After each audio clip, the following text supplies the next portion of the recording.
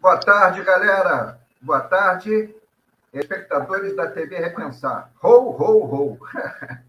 Feliz Natal. Boa tarde, boa tarde. Feliz Natal antecipado, né? Estamos ao vivo na TV Repensar e também nas nossas mídias. E hoje nós estamos aí com a nossa companheira, a Rosa Beltrame.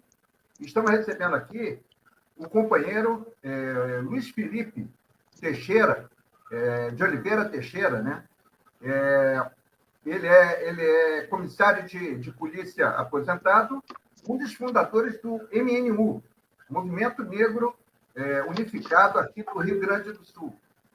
E ele vai contar um pouco a história. Vou deixar para a Rosa apresentar, que a Rosa já é amiga dele já há algum tempo, e aí fica mais fácil. Rosa, por favor, Rosa, fique à vontade para apresentar o nosso convidado de hoje. Tá bom. Boa tarde. É mais uma história de vida.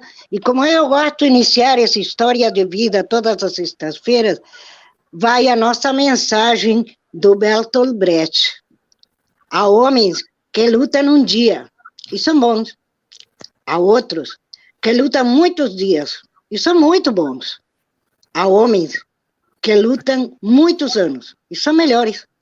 Mas há os que lutam toda a vida.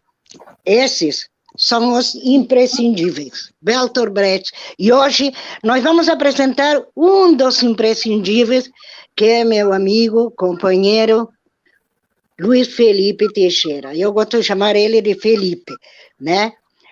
Querido Felipe, gratidão muito grande por ter aceitado o nosso convite. Uma honra te termos aqui. E sabemos que tu tens uma trajetória muito linda e gostaríamos que tu te apresente para nosso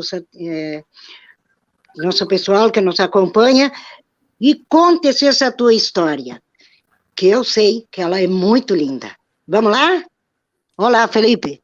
Então tá, boa tarde, Rosinha, boa tarde, Leonardo, aos ouvintes aí da Rádio TV Repensar. Eu que agradeço a oportunidade de estar aqui nesse espaço, né, com essa liderança aí nossa, Rosa. Bom, tem uma história de luta aí invejável, né, de resistência, de resiliência, e que está sempre na luta, não foge nunca da raia, tá em qualquer batalha, ela está pronta para contribuir, e sempre muito solidária com os companheiros, né? Privilégio ser teu amigo e companheiro de luta. Bom, olha, minha história tem muita coisa para falar, né? Mas então, eu sou o Luiz Felipe de Oliveira Teixeira, a maioria dos amigos me chamam de Felipe ou Felipe Teixeira, só quem me chamava de Luiz Felipe era a minha mãe e atualmente meu pai, né? Que são os que chamam pelo nome completo.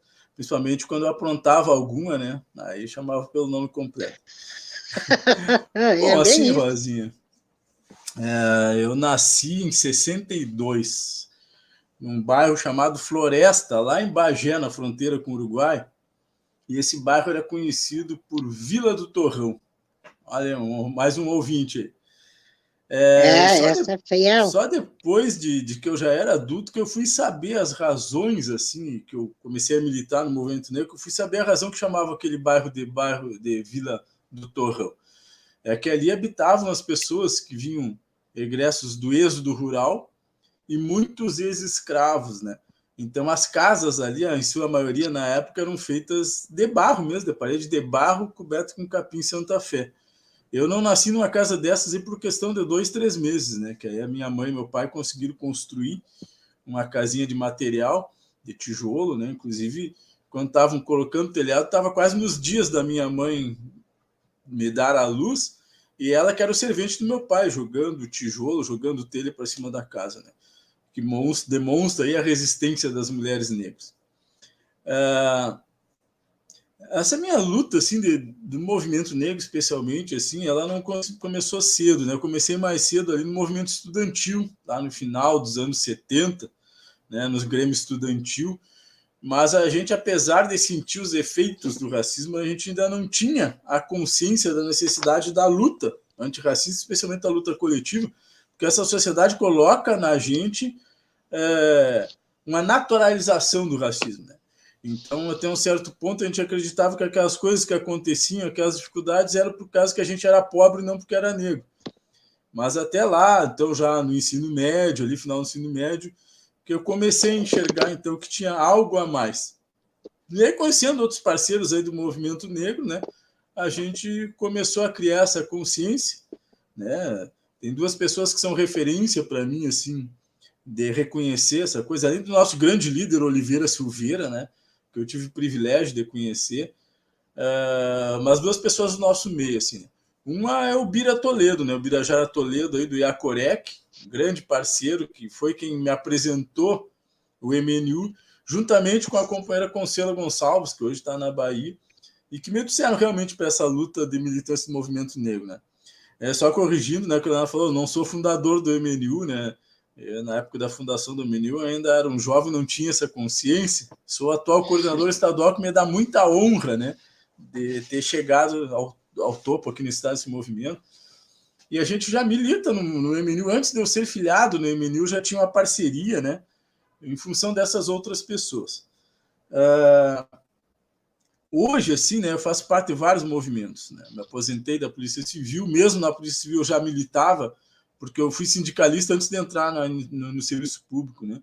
Quando eu trabalhava na iniciativa privada, eu fui eu ajudei a construir o sindicato em Bagé dos servidores, dos trabalhadores no ramo do lanifício, né? Que a nossa grande liderança era o falecido Tertuliano Rodrigues, companheiro negro, PDT de coração brisolista, assim, que a gente tinha muita briga, assim, mas foi um grande aprendizado com ele da questão sindical. E também aí quando eu entrei para a Comissão de Prevenção de Acidentes, para a CIPA, né? E aí começou a minha formação, então. E aí por isso eu acabei diversificando, né? Que eu atuo na área da saúde, na área da educação, em tantas áreas, por causa dessa formação na iniciativa privada. Hoje eu faço parte, assim, né, do Movimento Negro Unificado aqui no Rio Grande do Sul, que eu sou coordenador estadual. Eu sou do Movimento Policiais Antifascismo, sou membro convidado à Comissão sobre a Verdade da Escravidão Negra da OAB, faço parte representando o MNU no GT, que foi criado aí em função do assassinato do engenheiro Gustavo Amaral, sou do Conselho de Ações Afirmativas do Instituto Estadual do Cinema do Rio Grande do Sul, estou ajudando a construir a rede de afroempreendedores do Rio Grande do Sul, onde eu sou secretário-geral. Sou conselheiro fiscal do Instituto Camélia, que é uma organização, uma associação que a gente criou para trabalhar a questão da educação popular, a educação financeira, especialmente nas periferias das nossas cidades, preferencialmente com mulheres negras e religiões de matriz africana. Faço parte da Setorial de Segurança Pública do Partido dos Trabalhadores, sou tesoureiro da Associação Cultural José Martí, né? E aí a gente vai atuando em outras coisas aí também. Rosinha, quando quiser interromper tu e o Leonardo para fazer perguntas, aí fica à vontade, tá? Eu vou falando aqui. Tá, em que momento de tua vida, meu bem, tu faz concurso para entrar na polícia? O que te levou para isso? Assim, na verdade, assim, eu entrei na polícia um pouco por acaso, né? É bom dizer isso. Porque, embora desde criança, assim, eu sempre brincava, né? Porque eu vou ser polícia, eu vou ser polícia. Até tem uma menina que a minha irmã, ela é bem mais velha que eu, né? Então, tinha uma amiga dela que estudava junto com ela, que era bem mais velha que eu, obviamente, né?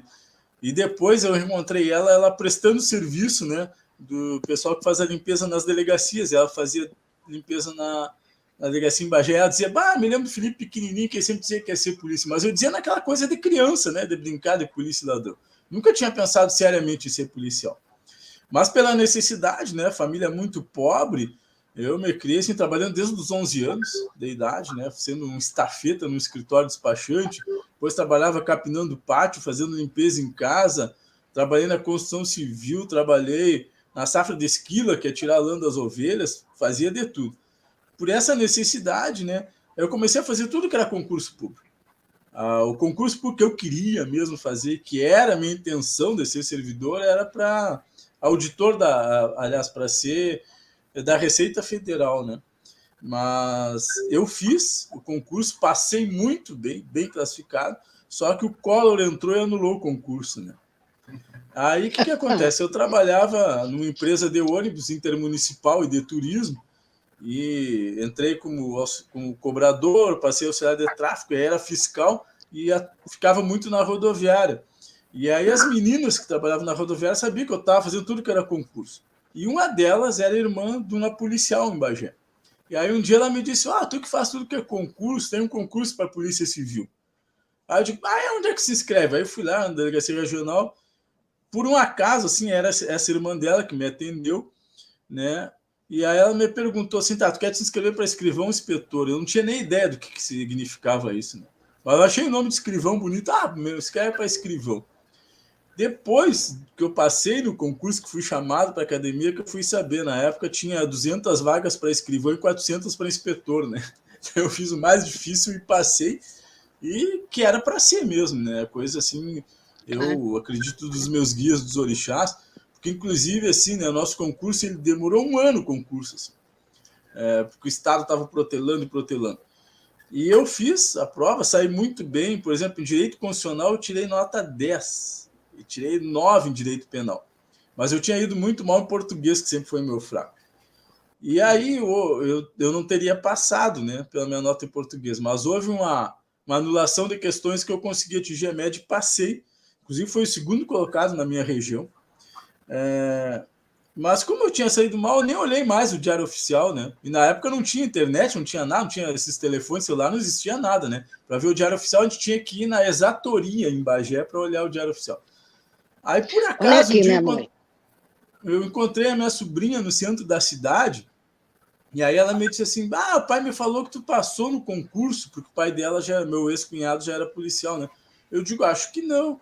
E aí ela disse assim, não, ele disse que passou assim. Aí eu fui na exatoria, isso já era quase 4 horas da tarde, estava no prazo para entrar na exatoria, olhei e estava sendo convocado para fazer a prova física. Então foi assim, uma questão dos orixás mesmo que me destinaram isso. Ô Felipe, tem uma pergunta de uma companheira que colocou aqui, já te passo a palavra, Léo.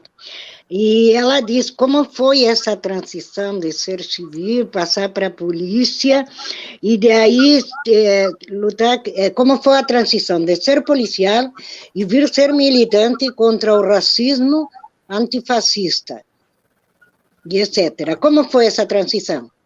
A Aida. Uhum. Quiser perguntar também, Leonardo, eu já respondo as duas. Fala, Léo.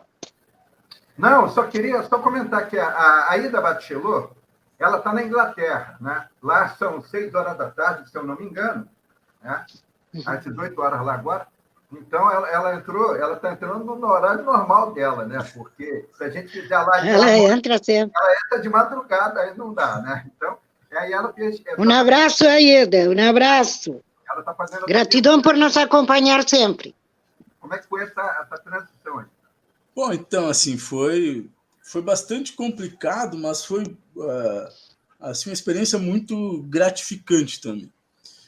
Primeiro que quando eu entrei na polícia em 93. Né?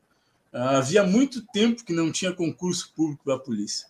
Então, a maioria que estava na polícia, os policiais já eram policiais, eram todos, 99% da época da ditadura militar, e mais veteranos já, porque fazia muito tempo que não tinha tido concurso.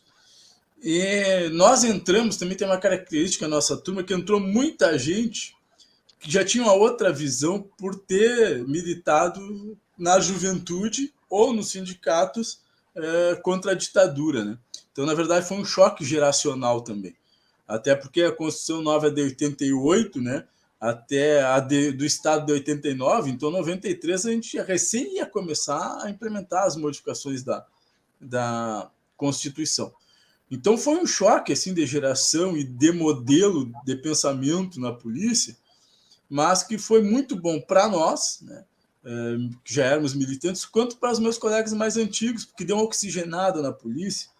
E nisso é bom lembrar que tem uma característica muito interessante, que com aqueles colegas mais antigos, quando eu entrei na polícia, que era no tempo da ditadura, que era uma polícia que tinha pouquíssimo estudo, porque ninguém queria ser policial, que o trabalho de policial era considerado assim, de terceira categoria, era só o filho de pobre que entrava porque era o jeito de ter um empreguinho mais garantido.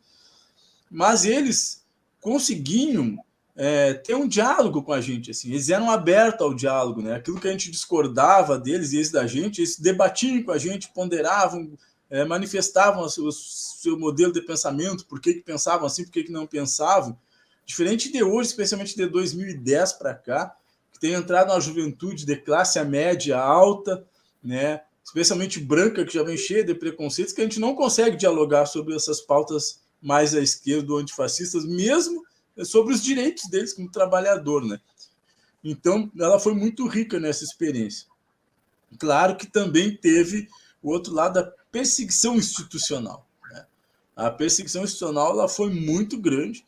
Eu, em 27 anos de polícia, eu nunca tive o direito, por exemplo, de fazer uma operação verão, que é onde os policiais vão lá, ganham uma diária corrida que ajuda a dar um fôlego nas finanças. Tinha policiais que ficavam 3 meses direto, faziam reforço durante o ano, ganhavam 2, 3 reforços desse, eu nunca ganhei, né? Então, mas eu sempre mantive a minha linha de não trocar as minhas ideias, a minha ética e a minha concepção de mundo por vantagens na carreira, né? Mas também com os colegas sempre teve muito respeito, embora eles discordassem, porque eu também, muito por ensinamento de casa, meu pai sempre foi muito rígido na questão da responsabilidade do trabalho, né? De trabalhar com vontade, fazer o teu serviço o melhor possível, porque dizia assim, ó, a gente que é pobre, nós só temos assim a qualidade do nosso trabalho e a capacidade ética, assim, de honestidade, né? Porque o cara pode ser, ele era pedreiro, né? E trabalhava de esquilador, dizia assim, ó, pode esses fazendeiros assim, ser o cara mais rico do mundo, mas jamais tu vai baixar a cabeça deles porque tu é um cara honesto, que nunca pegou nada que não era teu e tu faz o teu trabalho como deveria ser feito. Então, eu sempre trabalhei muito na polícia, né? E assim como o Leonardo falava da irmã dele, né? Eu, quando já entrei na delegacia que ninguém queria trabalhar, cara, de combate ao abijato, que era o pior serviço que tinha na polícia. Trabalhei sempre especializado e sempre trabalhei muito, com muita responsabilidade, né? Sendo 110% a mais do que eram os outros colegas. Então, os colegas me respeitavam pelo trabalho, embora eu discordasse. Claro que a gente ouvia muita piadinha, né? Quando eu entrei na polícia, a gente ouvia a piadinha de que negro na polícia não é policial, é para ser motorista do regional. Mas a gente conseguiu mostrar que a gente tinha outras qualidades, né? E a luta antifascista também, ela não é fácil, porque embora aparentemente assim os fascistas sejam a maioria na polícia, não é verdade. É que tem uma meia dúzia que faz muito barulho, né? Principalmente agora, nesse período que tá bonito ser ignorante, tá bonito ser fascista, tá bonito ser racista, né? Mas tem uma maioria que não é fascista, mas que, para evitar perseguição institucional, eles ficam, não digo omisso, né? Mas eles não se demonstram na luta antifascista, mas que eles concordam com a gente do que a gente prega. Então e bem agora difícil. Diga, Rosa. Eu quero te fazer uma pergunta. Agora, como é que... Porque há pouco tempo que tu estás aposentado, então, de uns anos para cá, nós temos um companheiro também, que hoje é vereador, mas que é polícia também, teu colega, né? E ele diz a mesma coisa. Como é que... Qual foi o sentimento quando tu visse que tinha alguém que representava vocês, que estava na mesma luta, exatamente a mesma luta tua, né? Que inclusive dentro do gabinete hoje ele tem também representantes de todos os movimentos e de todas as lutas, né? Inclusive antirracismo. Embora ele não é negro, ele tem essa concepção da sociedade justa, igualitária. Como te sentiu ao ver que tinha um companheiro dentro da instituição que estava de teu lado, na mesma luta contigo? Isso é muito importante, uma satisfação, né? Porque é isso, a gente tem os próprios colegas, assim, a perseguição deles não é tão grande assim, embora eles manifestem, os que discordam da gente manifestem a discordância, porque a gente também tem a questão da solidariedade no trabalho, né? E nós, agentes, assim, somos muito oprimidos pelos delegados. Então, eles se unem nessa questão de defesa da nossa categoria de agentes. Mas a perseguição institucional é muito grande, né?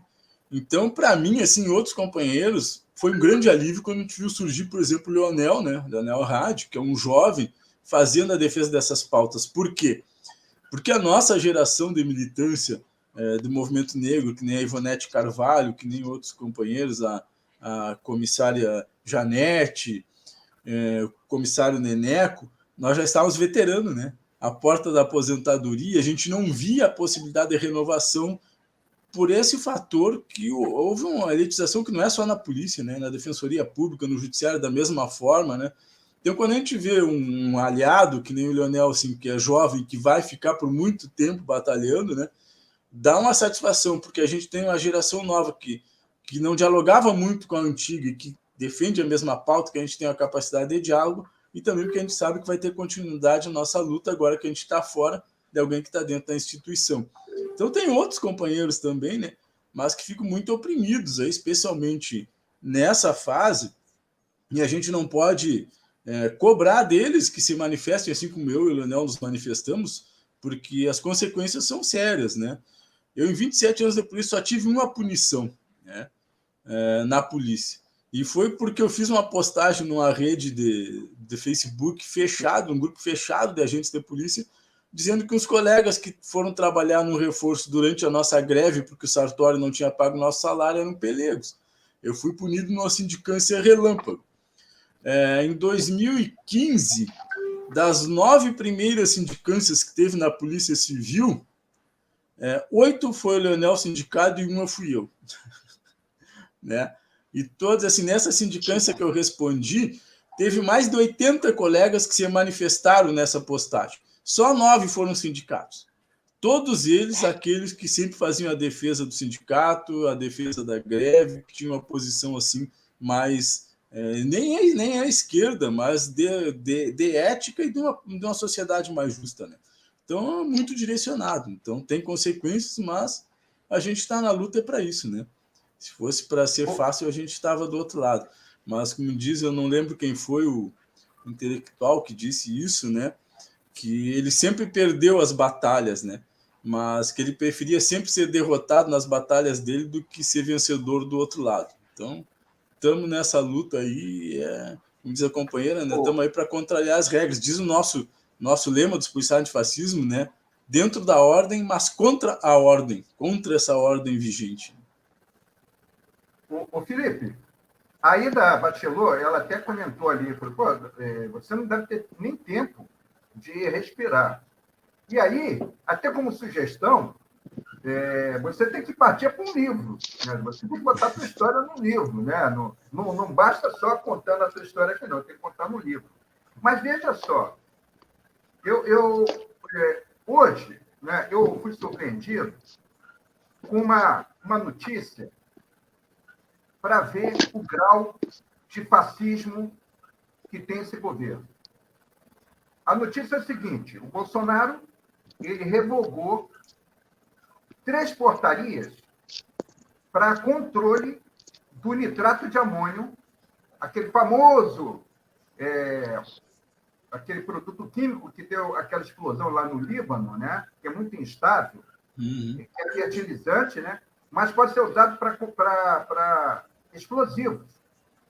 E aí ele revogou 3 portarias para controle disso. O Exército está entregue às baratas. Então, o resultado, ele está permitindo, por exemplo, que se construa explosivos à base agora do nitrato de amônio, que não tem mais controle, perdeu o controle. O Exército não tem mais controle. Das 8 empresas no Brasil, 8 empresas que trabalham com nitrato, tanto para explosivos quanto para fertilizantes. 4 reprovaram isso. 3 empresas bolsonaristas aprovaram. Não queremos controle, a gente quer, né? E uma se absteve, das 8, né? Então, 4 contra, 3 a favor e uma se absteve. E as 3 que concordaram são empresas de armamento bolsonaristas. Isso aí vai trazer uma insegurança para a população. E eu prevejo crime contra a segurança nacional. Porque está chegando as eleições, próximo das eleições, ele sabe que vai perder, e então ele libera explosivos, produto químico para construir explosivos, porque pode acontecer uma explosãozinha para melar as eleições, para botar a culpa na esquerda. Assim como ocorreu dia 1º de maio de 1981, no Rio Centro. O que você acha como experiência de policial antifascista, essa e outras medidas catastróficas para a segurança nacional? O que você acha? Olha, Bolsonaro não tem nem o que dizer dele, né? O cara não é só fascista, ele é bandido mesmo. O cara é claramente ligado às milícias, né? Isso está mais do que claro, mais do que comprovado. E só nesse nosso país, onde tem uma justiça que não funciona, né? Ou funciona para uma parte da elite, né? Que ele está aí solto, livre, leve e solto aí. E isso, é bem perigoso, né? Basta ver, assim, quando ele toma a decisão de falar contra a vacinação de crianças contra o Covid. Quando ele brinca com a morte de quase 700 mil brasileiros que morreram do Covid-19 por omissão, não só omissão do governo, mas por ações do governo contra a prevenção da saúde. Só isso, não precisa dizer mais nada, né? Mas não é só o Bolsonaro, a gente não pode esquecer disso. A Assembleia Legislativa aqui essa semana votou contra um projeto que previa colocar câmeras, né, de monitoramento nas fardas e veículos dos policiais. Né, que qualquer policial honesto quer isso, com garantia dele, que se tu vai prender uma pessoa, a pessoa te agride, né, e tu tem que responder com violência, serve na tua defesa. Projeto do Leonel Rápido. E só quem não quer isso é o mal policial, né? E essa questão é muito grave. A gente já falou da questão do Rio Centro, mas não podemos esquecer da fakeada, né, que houve. Já tivemos fatos aqui em manifestações de gente infiltrada. Eu cansei de ver aqui, porque a gente conhece nas nossas manifestações cheio de P2 lá, disfarçados, né? E a gente sabe, por exemplo, da força das milícias no Rio de Janeiro, e a gente sabe que as armas que estão nas mãos das milícias, grande parte delas é armas furtadas dos depósitos do Exército, né? O governo não fala isso, mas a gente sabe que as armas que estão nos morros não são só armas traficadas, né? Quem é que traz do estrangeiro? Quem é que tem capacidade de trazer um container de arma, como o miliciano vizinho do presidente, que morava no mesmo condomínio do presidente, né? Com mais de 300 fusíveis exclusivos de uso da Marinha Americana. Quem é que consegue trazer isso? Não é o neguinho lá da vila, né? Mas também a gente sabe que as milícias e algumas facções de criminosos no Rio de Janeiro incentivam os jovens a servirem o Exército, porque eles aprendem o manuseio de armas e como funciona o trâmite das armas no Exército, para depois eles treinarem os próprios traficantes e os próprios milicianos. E é interessante, né, porque o nosso presidente que veta isso, que fala tanto na perseguição e esses instrumentos que podem defender a sociedade, ele veta, né? É o mesmo governo que faz um dossiê dos seus adversários. Né? Nós, os policiais antifascistas, somos vítimas de um dossiê da CEOP, né? Que é do Ministério da Justiça, que estávamos investigando, estamos na Justiça, mas, né, a Justiça já faz mais de um ano, parece que a Justiça não tem muita vontade de investigar essas coisas. E a gente sabe, nós temos informações aqui, os policiais antifascismo, de que tem agentes do Ministério da Justiça, né, lá da parte da investigação, da mesma CEOP, que estão com estruturas de monitoramento de telefone e de mensagens colocadas na casa deles aqui no Rio Grande do Sul, aqui em Porto Alegre. Oficiais aí da Aeronáutica, da Marinha, a gente tem essa informação, a gente não pode fazer nada porque nós não temos acesso às informações que poderiam ter, mas a gente sabe. Então, realmente, a gente já viu o que aconteceu, por exemplo, nos Estados Unidos, né, com a derrota do Trump, e os Estados Unidos, que, embora a gente condene tudo aquilo, mas eles têm uma defesa de Estado deles muito forte, né? Diferente daqui, por exemplo, as Forças Armadas não atuam contra o seu povo, né? Lá elas são terminantemente proibidas de atuar e não atuam, elas só atacam os adversários. E a estrutura de defesa das instituições de Estado são muito fortes. Aqui é uma fragilidade total, né? A prova é que desde que o presidente assumiu, ele ataca o STF e o STF não tomou atitude nenhuma, a não ser prender 2 ou 3 ali, gato pingado, que são serviçais, né? Que não representam nada em termos de poder, nem o caminhoneiro aquele e a Sarah Winter, e já estão soltos aí com tornozeleira também, né? Deveriam ficar presos por muito tempo, já que atentaram contra o Estado Democrático de Direito. Imagina se fosse um petista. Exato, aí se fosse, estava prisão perpétua, né? Então é um risco muito grande assim, que a gente enfrenta, porque ele está desestruturando todas as instituições do Estado, né? E essa parte, essa horda que segue o nazi-fascista do presidente está infiltrado no judiciário. A gente viu ali, né, que tinha uma pessoa infiltrada dentro do STF, no gabinete do STF, para passar informações para fora para quem atacava o STF. E está cheio de generais aliados. Falando Santos. Isso. E está cheio de generais aliados do presidente da República dentro do STF. Então, é muito sério, muito grave a situação, e a nossa população precisa estar atento a isso, porque o risco de rompimento da democracia não é só imaginação, ele é um risco altamente real, né, e pode acontecer a qualquer momento. E aí, para piorar, havia quices com aquela outra deputada lá do PSL, esqueci o nome, né? Ela foi, né? Ela teve umas andanças lá pela Espanha, né? Teve umas andanças lá na Espanha. E a Carla Zambelli. Com um projeto de lei para liberar a caça no país. E a gente sabe que não é para liberar só a caça, não. Não é só para matança de animais, não. É para a liberação de armas.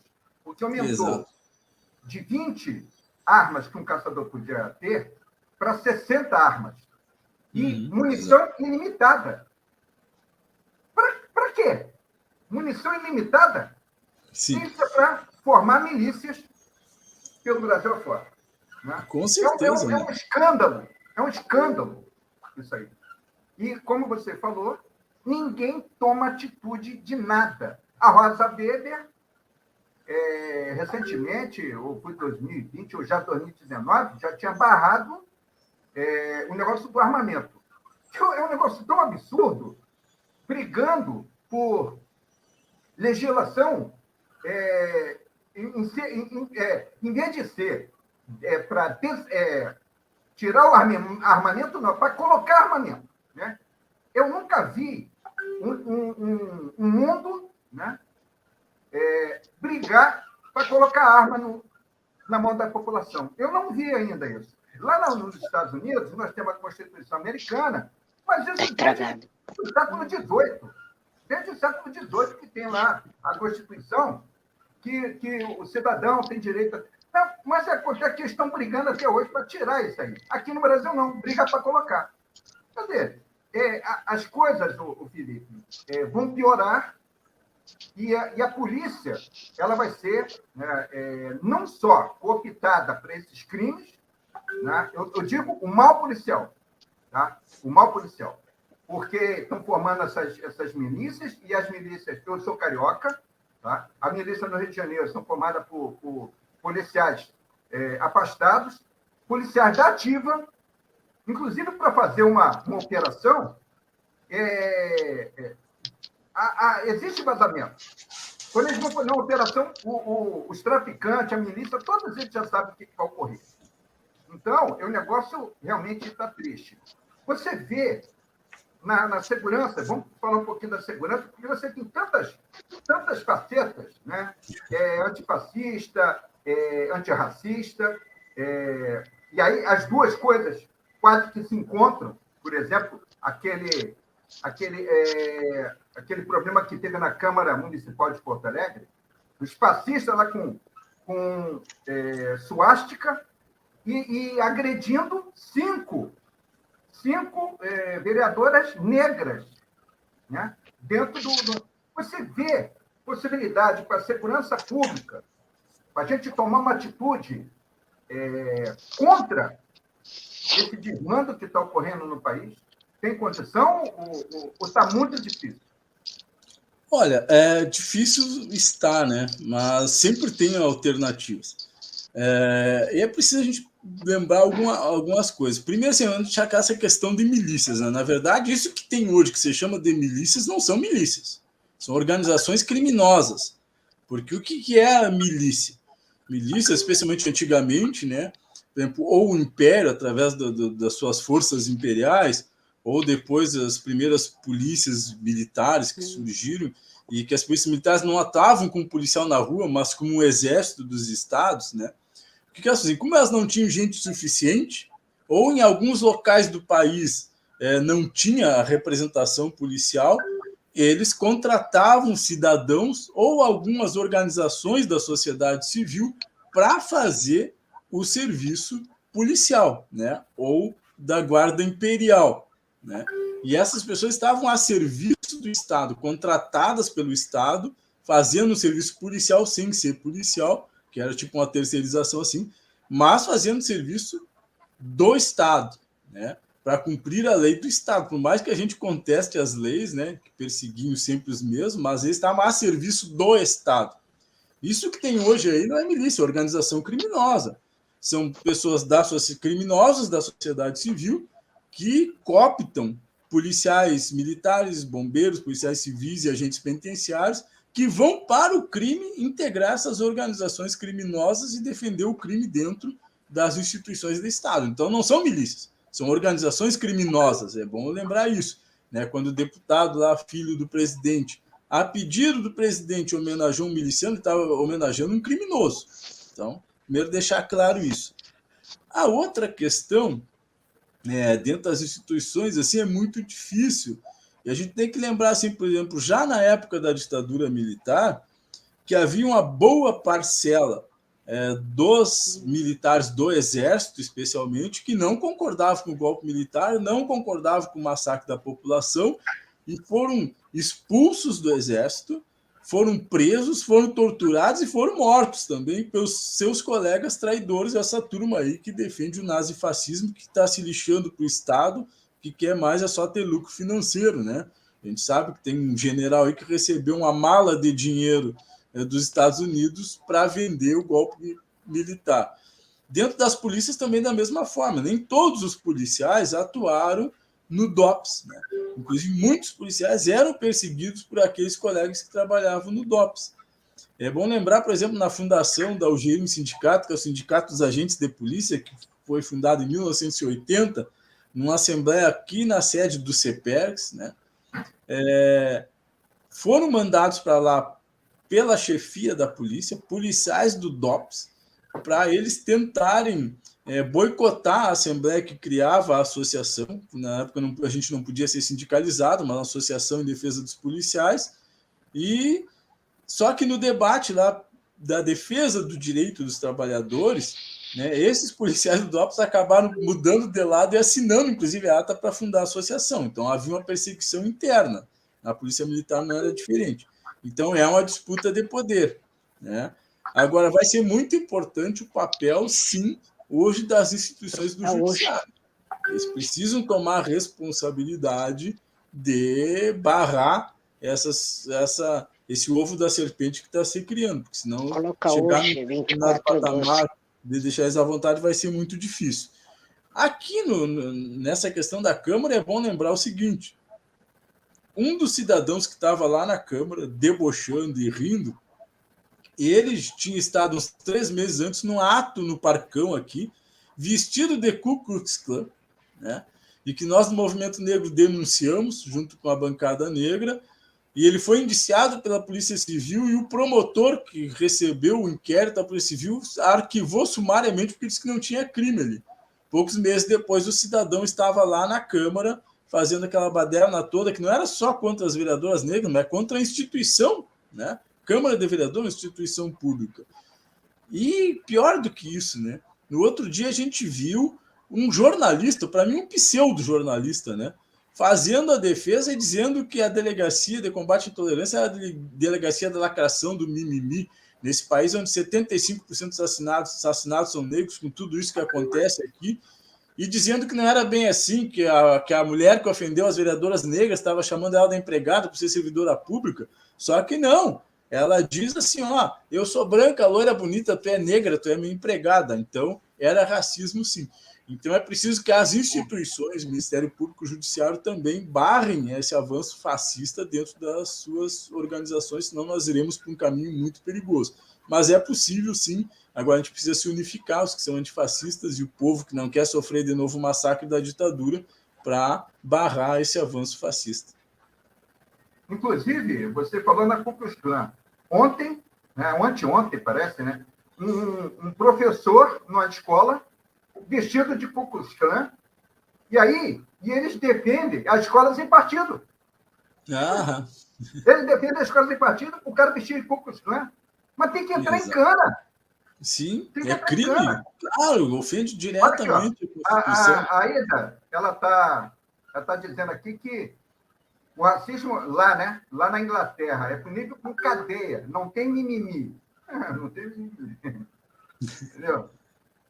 E o pior, a gente vê os caras, né, ele pedindo intervenção militar, eu já vi, parece piada, cara. Pedindo intervenção militar, quando a polícia bateu em cima dele, poxa, olha só, cadê a nossa democracia? O grande problema dessa turma nem é eles se defenderem o nazismo, o nazifascismo, seja lá o que é a ignorância deles, né? E duas coisas, assim, que eu tenho comentado. Primeiro, assim, a questão das armas, né? Isso é um absurdo. Porque mesmo os Estados Unidos, para começar, os Estados Unidos têm essa cultura armamentista, mas tem um controle de quem tem as armas efetivo, né? E outra coisa, lá, se a pessoa comete, por exemplo, um roubo, né, comumente conhecido como assalto, de mãos limpas, a pena dele é uma. Se ele tiver armado com a faca, mesmo que ele não use, a pena dele aumenta muito. Se for arma de fogo, já vai para a prisão perpétua. Então há uma punição. Aqui só quem está na cadeia é a gurizada que vende petequinha de maconha na vila, né? Os assassinos não estão na cadeia. E mesmo assim os Estados Unidos estão numa discussão forte do controle, da redução das armas, que controle rígido eles já têm. Nós aqui estamos liberando coisa que não tinha controle nenhum, né? Fala, Rosa. É que assim, Felipe, a pergunta é a seguinte: eles são os que liberaram as armas, possibilitam, inclusive, menores de idade comprarem armas, entrarem nas escolas armados, fazerem as chacinas que fazem muitas vezes, nos Estados Unidos estamos falando. E aí, por outro lado, fazem a demagogia de controle de armas. Agora, aqui está liberada as armas, por mais que digam que não, e que tenha toda uma regulamentação para poder comprar e tudo mais, aqui as armas correm soltas também, né? O que não temos visto muito seguido, aliás, não me lembro neste momento, de crianças, mas nos Estados Unidos é tão grande o que a gente encontra de crianças, e não são crianças e adolescentes, já me parece doentes mentais, com problemas sérios de doenças mentais, com as armas na mão, e pegam do papai, pegam da mamãe, pegam de casa, sem problema nenhum. Geralmente, essas crianças nos Estados Unidos vão presos como adultos. É isso ou estou enganada? Aqui nem sequer o adulto que rouba uma arma ou que faz uma ação contra policiais para pegar as armas, coisa assim, não acontece nada. O próprio bosta que está aí em cima, com toda essa quadrilha, eles fazem questão de que as armas estejam na mão, mas sempre tiveram na mão. Para mim, isso, ou eu estou enganada, eu acho que as armas sempre estiveram na mão, porque o crime organizado, ele nunca deixou de ter suas armas. Me explica um pouco melhor tudo isso. Assim, que nos Estados Unidos o posse de arma é liberada, né? Qualquer um pode comprar. O que eles têm controle é de quem tem essas armas. E essas chacinas, elas acontecem por quê? Por causa de uma doença da sociedade americana que é altamente repressiva e excludente, né? Diferente do que se prega no mundo da democracia. Então, essas crianças todas aí que cometeram esses crimes de chacina, elas estavam torturadas psicologicamente, porque a exclusão nos Estados Unidos é terrível, né? Agora, tem uma punitividade, né? Qualquer um que fizer uso da arma, eles são presos e ficam presos. E não é à toa que os Estados Unidos é uma das maiores populações carcerárias do mundo. Mas também, quem é que está preso? Né? São os pobres, são os negros, são os latinos, são os estrangeiros, né? Não o americano nativo, né? Mas o que eu digo da diferença do Brasil é que eles sabem quem tem as armas, né? E quando a pessoa comete um crime armado, ela é punida severamente, coisa que no Brasil não tem controle nenhum. Nós tivemos um pequeno esboço de controle com o Estatuto do Armamento. Tanto que os crimes de morte violenta por arma de fogo, que vinham numa curva assim vertical de ascendência, né, na década passada, na década que se implementou o Estatuto do Desarmamento, ela reduziu, ela ficou quase horizontal, aumentou, mas aumentou muito pouco. Agora está se liberando, mas quem é que vai comprar essas armas, né? O povo está passando fome, não é o povo que vai comprar. Quem vai comprar é os milicianos. Isso é uma maneira de legalizar as armas das milícias, que eu digo, não são milícias, são organizações criminosas ligadas ao presidente da República, a família dele. Como aconteceu agora, que atiraram na Polícia Federal lá no Rio de Janeiro, né? Então, essa é o que da questão aqui. Não é liberar as armas para todo mundo comprar. É legalizar as armas dos criminosos que podem formar essa milícia armada para atentar contra a democracia na defesa do presidente, e os caras já são criminosos, né, que trabalham para eles há muito tempo. Então, aí, quem é que vai comprar arma? São os fazendeiros para matar os indígenas, para continuar fazendo grilagem na Amazônia, assim como estão matando, inclusive aqui no Rio Grande do Sul. É essa turma que vai legalizar suas armas, né? Porque armados eles já estavam. Então, essa é a questão, inclusive para fugir aí dos crimes, porque eles liberam, inclusive, a arma estrangeira desses milicianos, que nem o vizinho do presidente, que tinha mais de 300 fuzis exclusivos de uso da Marinha Americana.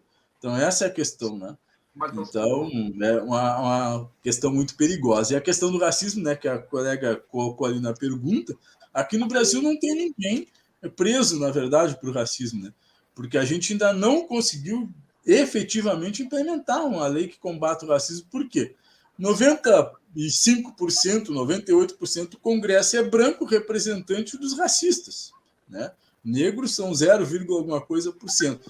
Então, o que se conseguiu mediar foi isso. Agora teve uma grande decisão do STF de equiparar a questão da injúria racial ao crime de racismo, porque a injúria racial foi vamos dizer assim, uma de João sem braço que os brancos deram para conseguir evitar que os brancos fossem para a cadeia para o racismo. Já foi um avanço, mas a gente esbarra ainda na questão do judiciário, que, por exemplo, acho que uns 15 ou 20 dias atrás, um jovem negro foi preso porque tinha 100 gramas de maconha e foi arrastado algemado numa moto, né? A promotora de justiça ou o promotor disse que não teve problema nenhum, a juíza disse que não teve problema nenhum, mas o Boris, aquele que era filho de uma desembargadora, que foi preso com 10 quilos de maconha, com pistola 9mm, com munição de fuzil, não foi arrastado, né? E se tivessem colocado ele no chão e o joelho no pescoço, os policiais estariam sendo punidos.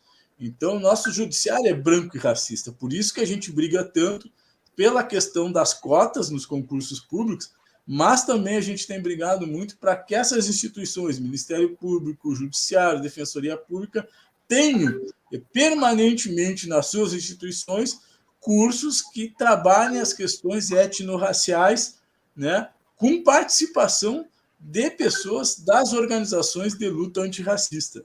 Porque não adianta só ter cota, porque as pessoas já vêm da nossa sociedade com uma visão racista, né? Isso a gente aprende nessa nossa sociedade totalmente racista, a ser racista e a naturalizar isso.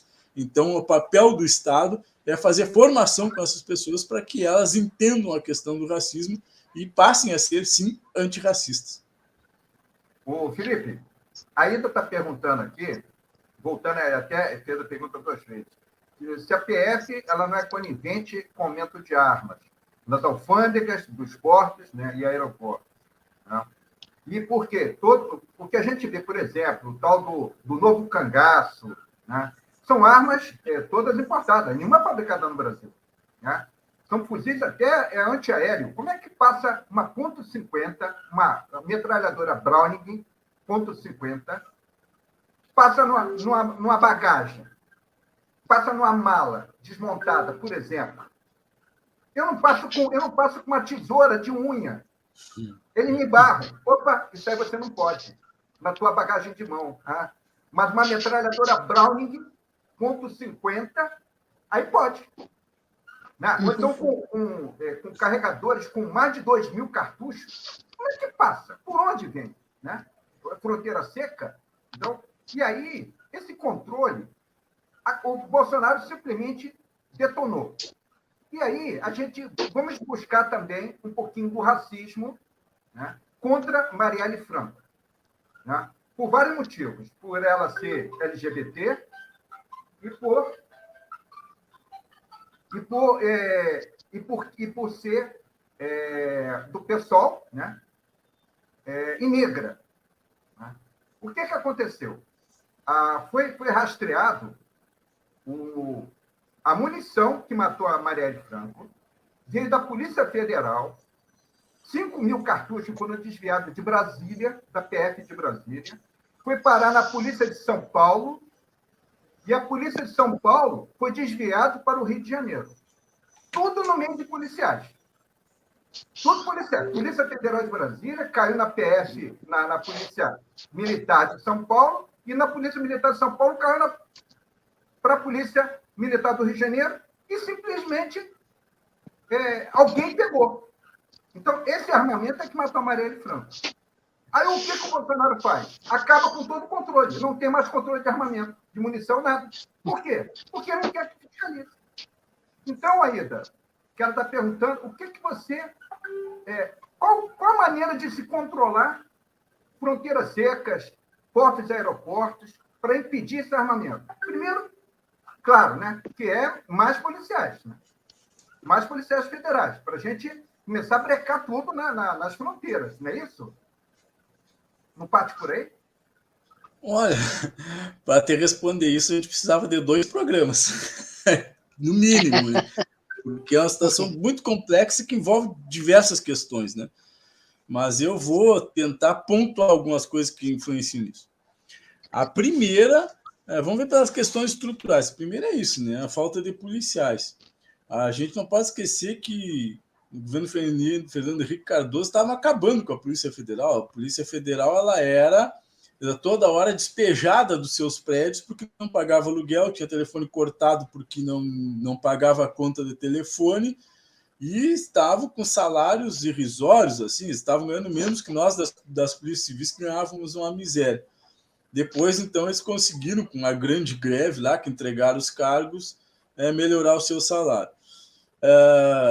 Mas então falta a gente, né? É muito pouco. Hoje a Polícia Federal deve estar com 7.000 policiais para todo o Brasil, né?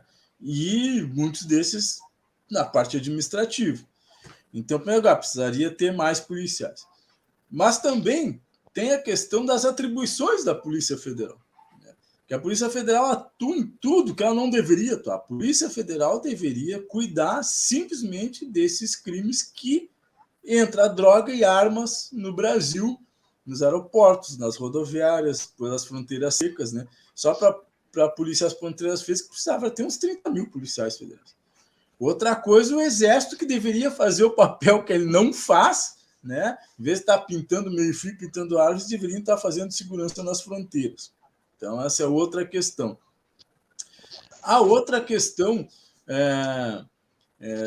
vamos assim, da corrupção, que é inata ao capitalismo. O capitalismo se sustenta na corrupção e não é só nas polícias, é no judiciário, é no Ministério Público, é no Ministério da Fazenda, né, que também controla os aeroportos, né, a Receita Federal, que deveria fiscalizar os containers. Como também tem pouca gente, eles não fiscalizam tudo, né? E aí tem aquela questão da imposição hoje, da autoridade da chefia, da hierarquia nessas organizações, né? Onde o chefe manda. Nós tivemos assim, o delegado que estava investigando as rachadinhas do filho do Bolsonaro foi mandado para a Europa. Já teve mais de 10 delegados que investigaram a família, ou crimes que envolvem a família, ou crimes que interessam para a família que continue sendo investigado e foram tirados dos cargos, né? E existe a corrupção. É por isso que precisa instrumentos de controle. Por isso que o Estatuto do Desarmamento estabeleceu o rastreamento das munições, que o Bolsonaro está derrubando. Então, tem todas essas coisas. E essas armas que entram, né? Aí tem o Brasil, que historicamente ele é controlado pelas elites econômicas, né? Nós temos aí, vamos um caso aqui embaixo, aqui rasteiro aqui, né? As polícias aqui, quando entram aqui nas vilas, qualquer vila, mete o pé na porta, e se não tem mandado, depois o promotor, o juiz diz que não tem problema, que não tinha mandado, porque era um caso de emergência. Quando um policial foi atender um caso de violência doméstica no Alphaville, ele foi enxovalhado pelo cidadão porque tinha dinheiro. E, aqui tu não bota o pé, tu vai fazer lá na vila, aqui tu é um cocô, tu não é nada, né? Então, as elites se apropriam das polícias. Então, essas armas, elas entram em controle de grandes empresas, né? Não é a empresinha aqui do nosso empresário que tem uma lojinha aqui em Porto Alegre.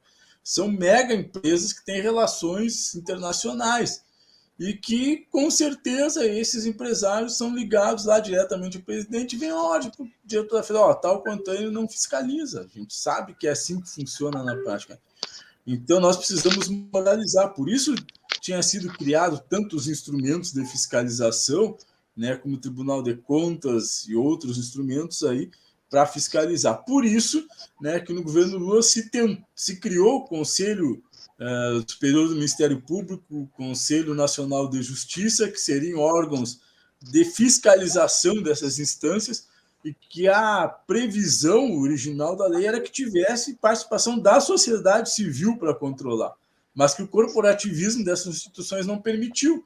Por isso que a gente vê aí que o Dallagnol está aí, livre, leve e solto, que devia estar na cadeia, né? O Moro devia estar na cadeia e está aí, livre, leve e solto. Então, mas isso só muda com a grande mobilização popular, né? Grande pressão popular. Por isso, os trabalhadores precisam entender, precisam ir para a rua, não pelos 20 centavos da passagem, mas por lutar para o controle social das instituições públicas. O Judiciário, o Ministério Público, as polícias são instituições públicas sustentadas pelos impostos, pelo servente do pedreiro, pelo biscateiro que compra 1 quilo de feijão por mês lá para alimentar seus filhos. E esse povo tem que estar no controle social dessas instituições, porque senão o próprio corporativismo impede. E essa questão da chefia, né, que o chefe manda e desmanda, acontece isso. O policial que vai contra a ordem vigente, ele é expulso, ele responde sindicância, ele responde processo administrativo e é até expulso.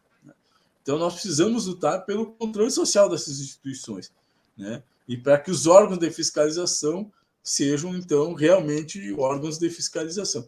Mas isso, para a gente esmiuçar, precisaria 2 programas aqui. Mas, em síntese da síntese, é isso. O Felipe, só um chatinho, naquele episódio da Marielle Franco, quando prenderam aqueles 2 ex-policiais, né? Diga-se de passagem, maus policiais, né? Um, inclusive, foi expulso da PM, pegaram um e-mail que me preocupa muito. Pegaram um e-mail do atirador, né? Esqueci o nome dele. Pegaram o e-mail dele para a China, para um comerciante de armas na China, que estava mandando um container com 3.000 fuzis Kalashnikov, AK-47, novinhos na caixa, 3.000,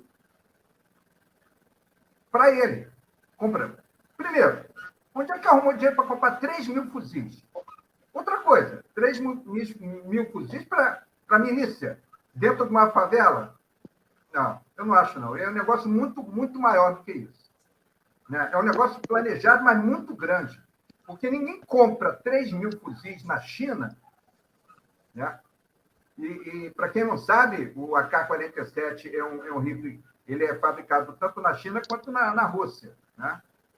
E é um dos mais antigos do planeta e o mais eficiente, até muito mais do que fuzis americanos até. Então, isso me preocupa. Por quê? Armamento está chegando à vontade no Brasil, como essa que o Ministério Público falou no ar, ao vivo, né? Desse e-mail que eles pegaram lá, o cara comprando 3.000 fuzis, e simplesmente ninguém faz nada. Então está botando arma na mão de bandido. que é o que nós vamos continuar vendo, massacre e tudo mais. Fala, Rosa. Eu estou querendo falar o seguinte, essa colocação que tu está fazendo lamentavelmente, a gente, como militantes, nem sequer nossos companheiros policiais têm como tomar atitudes, pelo menos por agora, né? Agora, estamos sem nos esquecer que estamos em um programa História de Vida. Então, voltando a isso, eu quero perguntar para o Felipe, agora que tu estás aposentado, que estás na luta, sim, que eu sei que tu continua sempre fortes, tá? Qual é a tua projeção, ou qual é o teu... enquanto tu estava trabalhando e tudo mais, tu tinha várias questões para fazer. Hoje, qual é... Hoje, outro dia eu vi que tu estava fazendo corrida, né, pelo Guaíba e tal. Qual é agora a tua proposta nesta nova vida, porque é uma nova vida, não é para ficar dentro de casa e se esquecer de viver. Ao contrário, é uma outra forma de vida, de luta e tudo mais. Qual é essa tua proposta agora de nova vida? Bom, Rosa, assim, na verdade, eu estou querendo tempo de cuidar mais da saúde da família, né? Estava dizendo até assim que eu tenho corrido mais do que quando eu estava na ativa, na polícia, né? Mas, assim, eu já vinha cuidando bastante da saúde, fazendo academia, essas coisas. A pandemia atrapalhou um pouco, né? E eu optei por abandonar a academia pelo risco de contaminação. Acho que a nossa estratégia deu certo, porque felizmente aqui em casa ninguém da minha família se contaminou até hoje, né? Então acho que foi uma estratégia feita. De vez em quando eu dou uma caminhadinha no Guaíba, a minha ideia é essa, né? Assim que aliviar mais a pandemia, começar a fazer academia, correr, caminhar, e ter mais tempo para a família, né? Infelizmente a luta não nos deixa sair, né? Uma das coisas que eu estou fazendo é ajudar a construir a rede de afroempreendedores do Rio Grande do Sul, né? Quando os companheiros me convidaram lá, disse, mas, cara, eu nunca fui afroempreendedor. Eu sempre fui peão, né? Fui peão na iniciativa privada e fui peão no servidor público.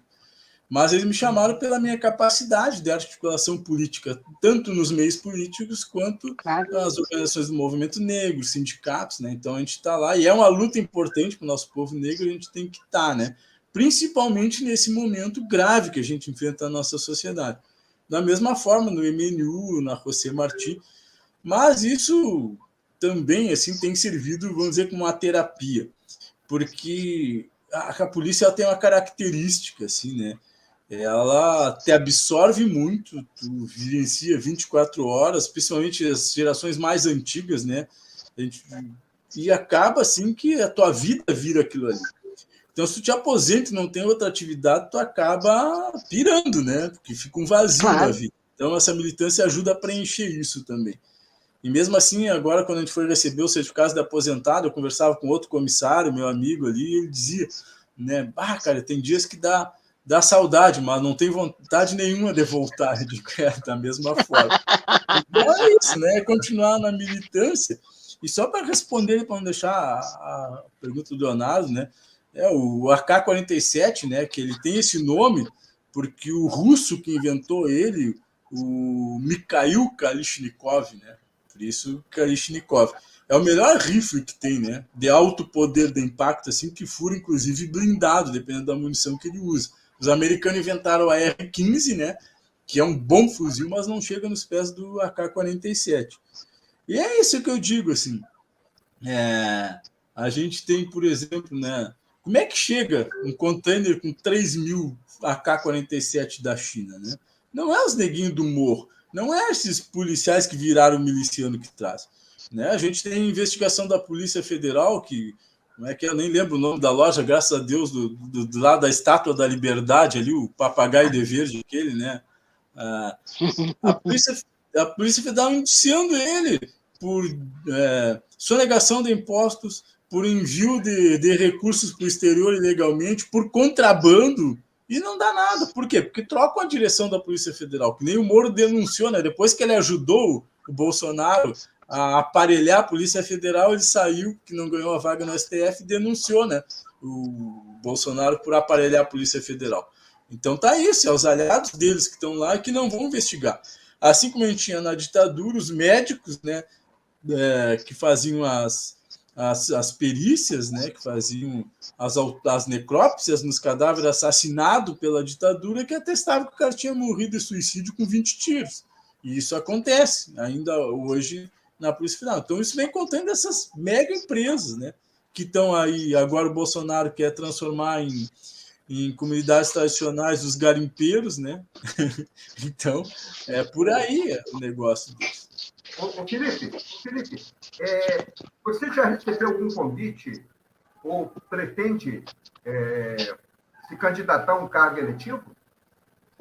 Olha, eu fui candidato 2 vezes, né? Em 2000 e 2004, a vereador em Bagé. Eu sei que você já foi. Você seria novamente? E foi assim, foi na militância, né? Porque a Associação de Moradores que eu militava assim decidiu, até não era para ser eu o candidato, mas o que nós preparamos para ser candidato desistiu e eles me jogaram na fogueira e eu fui. Eu recebi a cada eleição eu recebo uma pressão enorme, né? Um dos que me pressiona muito, a Rosa conhece aqui, o nosso amigo Gilson Brujinski, que eu digo para ele que ele é meu guru, né? É um cara que eu aprendi muito em política, mas também o movimento negro, a própria Reafro e outras organizações me pressionam bastante, né? Mas até agora acho que não foi o momento, assim, acho que eu estou contribuindo mais, né, na militância aqui do que estar num cargo legislativo, mas eu reconheço que alguém com a minha experiência, né, e a minha postura ética lá seria importante também. Então não está descartado, mas pelo menos até nessa não foi. Na eleição passada para vereador e nessa para deputado, que vai ser o ano que vem, a pressão é muito grande, mas para essa eu disse não.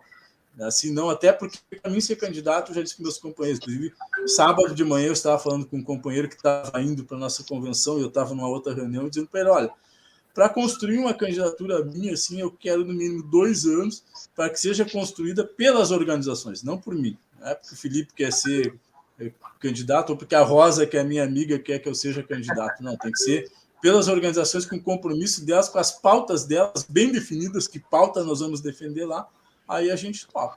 Por enquanto aqui, ainda não aceitei, não cedi à grande pressão. Bom, aqui eu vou, precisamente por ser tua amiga e por te conhecer, acho que tu faz muita falta do lado do nosso companheiro Leonel Radi, o qual a gente está trabalhando a pré-candidatura a deputado estadual. Acho que tu faria muita coisa boa, contribuirias com ele sim, no gabinete, né? Porque são duas lideranças super mega importantes. Felipe, eu quero te fazer uma pergunta, que é assim, tu faz parte também da Associação Cultural José Martí, né? Aqui de Rio Grande do Sul. Como foi isso? Como é que tu chegou? Tu já foste a Cuba? Como é que é essa parte da tua história? Conta um pouquinho sobre isso.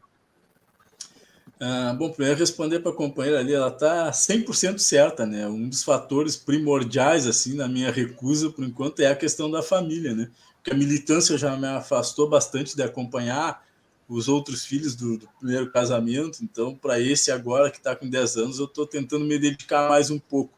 Então, esse é um dos fatores essenciais de eu ter recusado essa questão de candidatura por enquanto. Pois é, eu infelizmente ainda não tive o privilégio de poder ir a Cuba, né? Pretendo ir logo que possível, assim, mas sabe, a gente na militância sempre, assim, eu sou filho de família muito pobre, né? Então é muito difícil, porque não é muito barato para ir a Cuba, mas pretendo ir ainda. A minha relação com Cuba são 2 coisas. Primeiro, assim, porque eu sou um cidadão de esquerda, né? Marxista, leninista, e por isso a gente entende, né, que como classe, né, trabalhadora, a gente tem que ser internacionalista. Mas também como movimento negro, né, como luta negra, nossos negros são massacrados em todo o mundo. Então, a gente tem que ser solidário à luta dos negros e negras em todo o mundo, que é a mesma dificuldade. e apoio a esses países, né, especialmente aqueles que ainda resistem ao imperialismo desse consumismo capitalista, esse massacre capitaneado pelos Estados Unidos. Então, a gente tem que fazer a defesa da autonomia dos povos.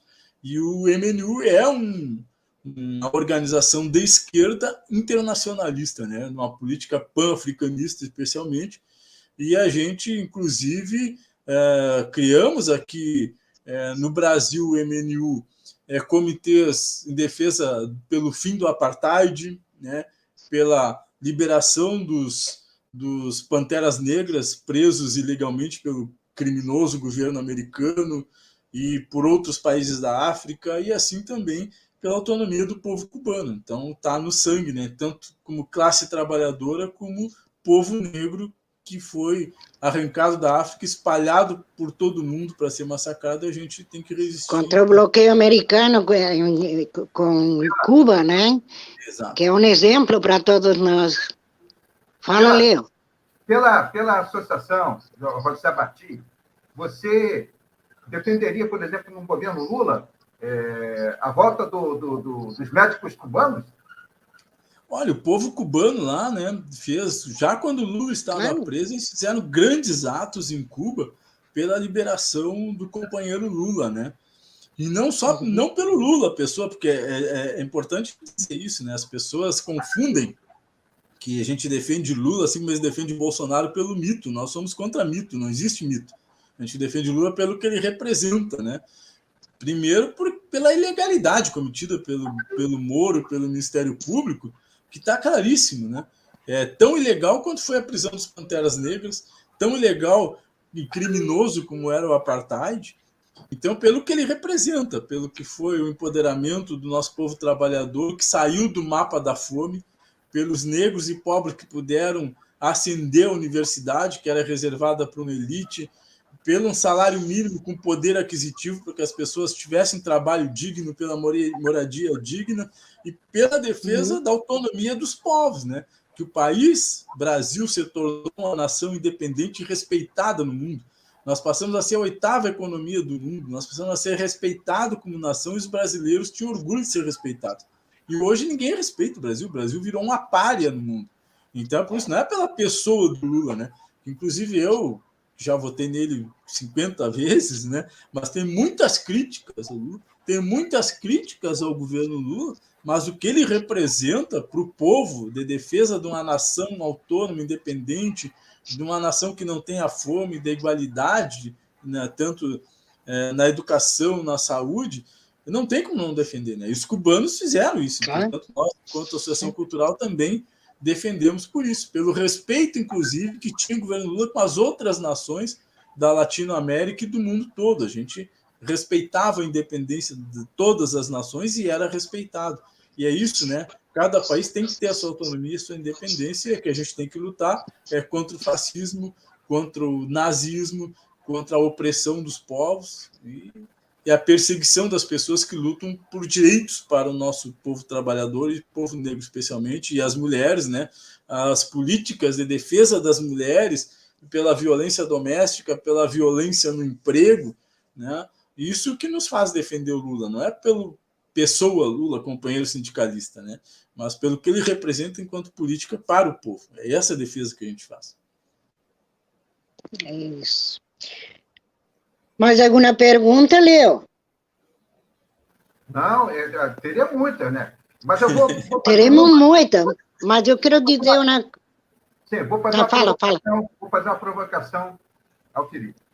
De todas as suas atividades, todas elas são extremamente importantes, não só para você, quanto para os seus amigos, os seus companheiros, né, de luta. Mas de todas as suas brigas hoje, qual que você acha, que são várias, né?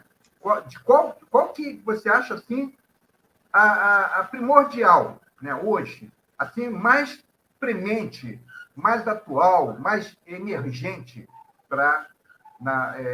nesse mundo fascista que a gente vive aqui no Brasil? Qual a sua luta de todas as outras? Eu sei que todas são importantes, mas qual que você enumera como aquela fundamental? Bom, essa é fácil de responder, né? É a questão da luta antirracista, né? Especialmente pelo movimento negro unificado. E não só para a nossa luta negra, mas porque essa luta ela fortalece todas as outras, né? Por exemplo, quando a gente luta pelo direito do povo negro, nós estamos lutando pela independência e autonomia do povo brasileiro e desenvolvimento do nosso país, porque os negros são 60% da população brasileira. E um país que mantém a margem da educação, mantém marginalizado da questão dos direitos do trabalho, da saúde, né, e do respeito enquanto ser humano, 60% da sua população, jamais vai ser um país independente, jamais vai ser um país que dá aquilo que a sua população merece. Quando a gente faz a luta antirracista, a gente está fazendo a luta das mulheres, porque as mulheres negras são as mais massacradas na pirâmide, né? Seja na saúde, seja na educação, seja no trabalho, na violência doméstica, as mulheres negras são as mais massacradas, a violência obstétrica. Então, quando a gente está defendendo as mulheres, faz com que as mulheres negras que estão lá na base da pirâmide cresçam, todo o resto da sociedade vai crescer, né? Porque o direito de todos vai crescer. Quando a gente faz a luta antirracista aqui no Brasil, a gente está fazendo a luta internacionalista, porque é uma luta de independência das nações, uma luta do povo negro independente nos outros países, e a gente está defendendo a cultura do povo cubano, a educação cubana, a saúde cubana, assim como dos outros dos países da África, assim como direitos negros americanos. Quando a gente faz a luta antirracista, por direito dos negros a um trabalho, salário digno, a gente está fazendo a defesa da classe trabalhadora. E essa é uma crítica que eu faço a muitos companheiros da esquerda, especialmente, né? Porque a direita a gente já sabe que eles querem nos eliminar, eles querem nos matar. Mas a esquerda, quando eles dizem que a luta de classes está acima da luta antirracista. Não, não está. Porque a luta de classe não contempla a nossa luta antirracista, né? E tanto é que, historicamente, mesmo nos governos da esquerda, o povo negro é o que tem mais desemprego. Mesmo no governo Lula, que a gente chegou a uma situação de quase pleno emprego, a maioria dos desempregados era o povo negro. A maioria das mulheres vítimas de violência doméstica eram as mulheres negras. Agora, quando a gente faz a luta antirracista, de direito dos trabalhadores negros, de direito das mulheres negras, a gente está fortalecendo a luta de classes. Então, por isso que é muito fácil para eu responder. A luta negra é a minha primordial. Primeiro, porque eu já nasci negro e vou morrer negro, né? Eu fui trabalhador na iniciativa privada, fui servidor público, fui várias coisas, né?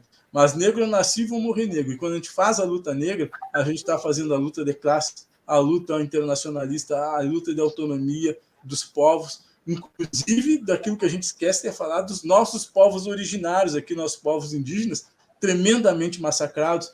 Quando a gente faz a luta negra, a gente está fazendo a luta em defesa do meio ambiente, né? Porque a cultura negra, a nossa religiosidade, ela defende o meio ambiente, defende a alimentação saudável, defende uma saúde, não tratamento químico, não tratamento da doença, mas do tratamento da saúde preventiva a partir da natureza. Então, fazer a luta negra é fazer todas as lutas. Por isso, para mim, é bem tranquilo, né, dizer que a luta mais importante é a luta negra. E para nós é muito, muito satisfatório, muito orgulho de saber que temos companheiros como tu, né, que estão continuamente. Eu peguei um pouco da fala da Aida aí que mandou, mas eu quero pegar um pouquinho disso, que é a questão de que o povo negro sempre foi massacrado por nós, os brancos, digo pelo povo branco, abusou desse povo, quando na realidade, se a gente vai, se eu estou errada, me corrija, por favor, mas se a gente vai estudar a sociedade como um todo, e os povos originários e tudo mais, não tinha brancos, era mais, no início da sociedade eram os negros, e os indígenas, e fomos nós, não eu, mas fomos nós, a raça branca, que usurpou os seus espaços, os seus habitats, a sua dignidade, massacrou tudo isso. E aí, quando a gente vê algum branco dizendo e defendendo a luta negra, a gente pensa cá com nossos botões, mas será que sabe o que está defendendo? Porque como é que eu vou defender Se eu não tenho conteúdo, eu não passei na pele, né? E eu preciso ser solidária, preciso respeitar o outro, preciso sim estar junto com ele na luta. Mas eu não posso me apropriar de lutas que eu não tenho, não passei por isso. E eu, como eu, mulher branca, vou saber o que uma mulher negra passa. Sei o que a mulher passa. Então, posso ser e devo ser solidária com essa mulher. Porque eu sou mulher e sei o que ela passa. Agora, não sei se estou conseguindo explicar. Eu vejo que tem pessoas que se apropriam de algumas lutas, mas elas não passam por isso. Como é que vão fazer? Como é que eu, por exemplo, posso defender o povo indígena? Eu defendo, sim. Mas eu defendo a luta das mulheres indígenas, porque eu me identifico, eu sou mulher. E eu sei algumas coisas, mas eu não posso me identificar com o povo indígena, porque eu não faço parte disso. Qual é o conteúdo? Eu posso estar do lado, lutando, ser solidária, estar junto com eles, né? Isso sim, eu posso e devo, não só posso, devo estar do lado de quem está sofrendo, né? Exato. Felipe, Pode falar, Leonardo. Felipe, eu acho uma medida que o deputado Alessandro Molon ele tomou lá na Câmara, que eu achei fantástica, para tentar compor melhor, né, os candidatos negros e indígenas na Câmara, a contagem de votos ser em dobro. Ela valer em dobro. É a emenda lá do Alessandro Molon. Inclusive, a relatora, eu até estou com o nome da relatora aqui, a relatora é a Margarete Coelho, que é a relatora desse projeto, né, de lei do Alessandro Molon, que eu achei fantástico. No discurso do Molon, ele até colocou que, primeiro, que é para tentar resgatar, né, um prejuízo histórico, né? A falta de negros, né, de minorias, de indígenas, por exemplo, na Câmara Federal e no Senado também, colocar essa proposta. Eu achei fantástica isso aí. Claro que essa direita, a elite branca, né, de olhos azuis, né, e elite, né, os escolhidos, não querem, né? Mas eu achei uma boa proposta da Alessandro Molon. Muito bacana. É isso. Primeiro, Rosinha, é bem isso, né? O que acontece bem na luta das mulheres, que é uma luta importante e necessária, né? Mas enquanto as mulheres brancas estavam lá lutando pelo direito ao voto e por direito a trabalhar, as mulheres negras estavam lá cuidando dos filhos das mulheres brancas em casa, de empregadas domésticas, que eram quase escravizadas, porque até hoje as domésticas são um trabalho escravo, porque não tem direito, né? Tentou se dar direito para elas no governo Dilma, e essa gente aí já desmanchou tudo. Então é diferente, então precisa ter uma visão diferente sobre isso. A outra questão é isso, né? A gente diz assim, a luta antirracista não é só do povo negro. Aliás, a responsabilidade maior da luta antirracista é do povo branco, porque quem criou o racismo foram os brancos, né? Então, claro, é certo isso ter colocado nas nossas costas dos negros lutar contra o racismo, quando a obrigação seria deles que criaram. Agora, vocês não podem se apropriar do nosso lugar de fala. E se apropriar do nosso lugar de fala, não dá para... Muita gente do próprio movimento negro, né, tem usado essa questão do lugar de fala para poder aparecer individualmente. Não é isso. Quando eu falo de não se apropriar do direito de fala, é como a gente vê debates, lives ou reuniões ou seminários para falar de questões raciais que só tem branco. Né? Aí não dá. E os brancos têm que debater, mas têm que debater junto conosco para nos ouvir e achar junto conosco o caminho para combater o racismo. A questão do Molon é muito importante, né, com uma medida emergencial. E é importante que a gente diga a questão das cotas, né, que as cotas foi um apelido que se deu para as ações afirmativas de reparação do povo negro no Brasil por quase 400 anos de escravização e quase 150 de exclusão total da sociedade, né? O samba ontológico da Mangueira de 1988, pelo centenário da abolição da escravidão, já dizia, né, que o negro livre do açoite da senzala preso na miséria da favela, que a favela não se criou por acaso, se criou com a expulsão dos negros dos lugares onde eles moravam, né, como aqui que expulsaram nossos negros lá para a Restinga sem as mínimas condições de sanitário, de transporte, né, que tu não tem condições nem de ir trabalhar. Então, são medidas de reparação do povo negro. A outra questão é isso, né? Assim, essa medida do Molon, como as cotas na universidade, por exemplo, são muito importantes, mas não são suficientes. Nós precisamos avançar. Por exemplo, as cotas na universidade. Nós precisamos começar a trabalhar a nossa educação lá na primeira série do ensino fundamental. Já dizia o... Eu tenho um problema para nomes, né? Mas dizia um grande educador aí, historiador nosso, vários livros, de que a educação no Brasil ela não é uma crise. A crise da educação no Brasil não é uma crise. Ela é uma política para excluir os pobres e o povo negro. Então, nós temos que trabalhar lá no primeiro ano do ensino fundamental para que as crianças negras que vão para a escola no primeiro ano se sintam num ambiente adequado da escola, porque hoje a escola ela é um ambiente hostil para a criança negra. Mesmo que tu pegue qualquer periferia, uma criança branca e uma criança negra que são tão pobres uma quanto a outra, que as duas vão mal vestidas para a escola, que as duas vão com fome para a escola.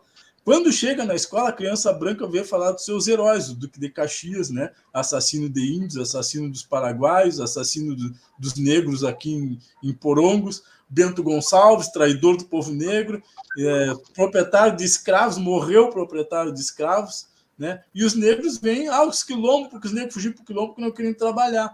Então, a escola é hostil. Por isso que de cada 10 crianças que entram no primeiro ano do ensino fundamental negras, só 3 conseguem concluir o ensino médio, para além da questão de ter que trabalhar para sustentar a família. Então, na verdade, as cotas estão sendo utilizadas por 30% dos negros que podiam utilizar. Então, nós precisamos mudar toda a escola. É claro que, como medida emergencial, é muito importante essa medida do Molon, das cotas, e Borba Gato, muito bem lembrado aí pela companheira, né? E, assim, é uma crítica que eu tenho feito às nossas candidaturas coletivas, né? Porque, assim, eu acho importante as candidaturas coletivas de negros e negras, mas eu vejo 2 problemas, né? Primeiro, que essas candidaturas coletivas deveriam agregar aqueles negros que têm uma mesma linha de atuação. Por exemplo, eu sou militante do Movimento Negro Unificado e comissário de polícia, então eu deveria, numa candidatura minha, ter negros que militam no MNU e negros que militam na questão de um outro modelo de segurança pública. Mas a gente vê que as pessoas estão juntando assim, uma pessoa que é da saúde, outra que é da educação, outra que é líder comunitário, tudo numa mesma candidatura para fazer frente. Primeiro problema. Segundo, essas candidaturas deveriam estar servindo para pressionar os partidos políticos a ter uma outra política de fortalecimento das candidaturas negras. Porque diz assim, a cultura assim, que os negros não se entendem, porque sai 4, 5 candidatos negros por um partido, devia sair só um e todos votar nele. Tá, mas nós temos 35 candidatos no partido, tem 4 negros e 31 brancos. Por que os brancos não se juntam tudo numa candidatura só? É fruto do racismo que permeia, inclusive, nosso partido da esquerda. Mas, assim, a gente junta 10 negros numa candidatura, faz 6 mil votos para eleger um vereador. A gente elege um vereador negro desses 10 negros que estavam na candidatura. Compensação, esses 6 mil votos serve para eleger outro candidato branco do mesmo partido. Então, a gente deveria estar usando para que a proporcionalidade fosse maior para os negros, modelo do tipo que o Molon está fazendo lá, mas dentro dos partidos. Não, as candidaturas coletivas nossas vão servir para a gente indicar dar vaga para 2 candidatos negros. Aí a gente estaria mudando. Hoje nós estamos só fortalecendo o mesmo modelo dessa democracia que é burguesa, que não nos atinge nem, não nos satisfaz nem como classe trabalhadora e muito menos como classe, como povo negro, né? Mas só para não perder, que eu esqueci de responder, né, a questão da Marielle, né, ali mais do que exposta a questão da homofobia, a questão do racismo, do machismo, mas especialmente a morte da Marielle traz um elemento que foi que ela, na defesa dos bons policiais, porque ela defendia os bons policiais que são abandonados pela instituição, quando eles são feridos em serviço, eles são abandonados, eles e a família, né? Ela defendia esses policiais, mas ela investigava exatamente as milícias que defendem a família do presidente.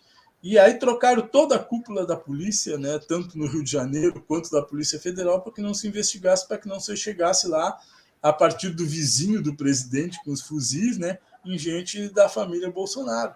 Então, essa é a nossa elite que domina esse país e há séculos, né, e que não quer perder os seus privilégios. Então, são todas essas lutas que a gente precisa fazer e vamos avançando aos poucos, mas vamos avançando. Eu quero dizer que, Felipe, tu tinha me perguntado quanto tempo era, e eu te disse bem certinho, né? 1 hora, mas te prepara para 1h30. E eu não te enganei, né? Sim. E seriam 2, 3, 4, porque tem muita coisa com a gente poderia aproveitar todo esse conteúdo, esse conhecimento da tua militância, da tua história.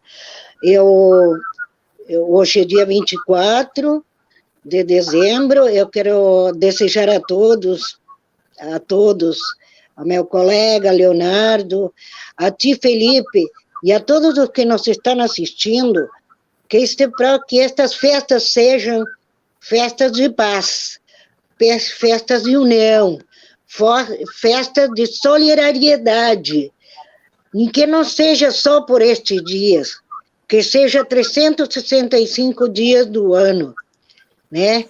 Então, desejo muita saúde, muita paz para todos, e eu vou te pedir, Felipe, fazer as tuas considerações finais. Leonardo, depois tu, por favor. Tenha bondade. Então tá, Rosinha, em primeiro lugar, agradecer o convite, né, teu e do Leonardo, aí, um privilégio estar aqui com vocês. E isso, Rosinha, que nós nem entramos na questão de discutir as drogas, né? Que eu sou contra o uso de drogas, mas sou terminantemente favorável à regulamentação das drogas, à descriminalização e regulamentação das drogas, né? A gente precisa conversar sobre isso. Mas agradecer, dizer que eu estou sempre à disposição e lembrar, né, nessa questão do Natal, lembrar que Jesus era negro, né? O maior milagre de Jesus foi ter sido branco de olhos azuis ou verdes, quando você colher a cor do olho dele, lá naquela região do mundo, né? Então, Jesus era negro.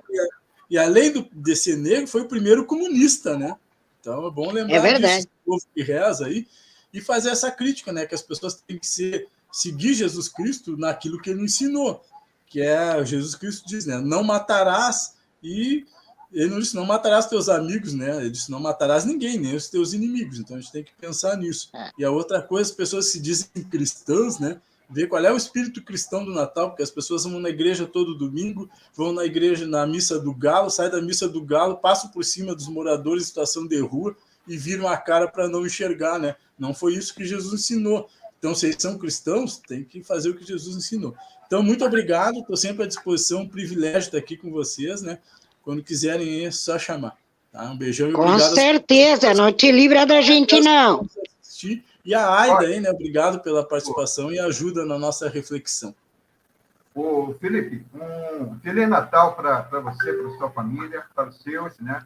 Para a Rosa também, tá, Rosa? Depois a gente até pode falar, mas estou aqui ao público. Para todos que estão nos ouvindo, a Aida Bachelor, lá da Inglaterra, né? Que nos acompanhou aí de perto. E até um abraço para a nossa companheira Aida.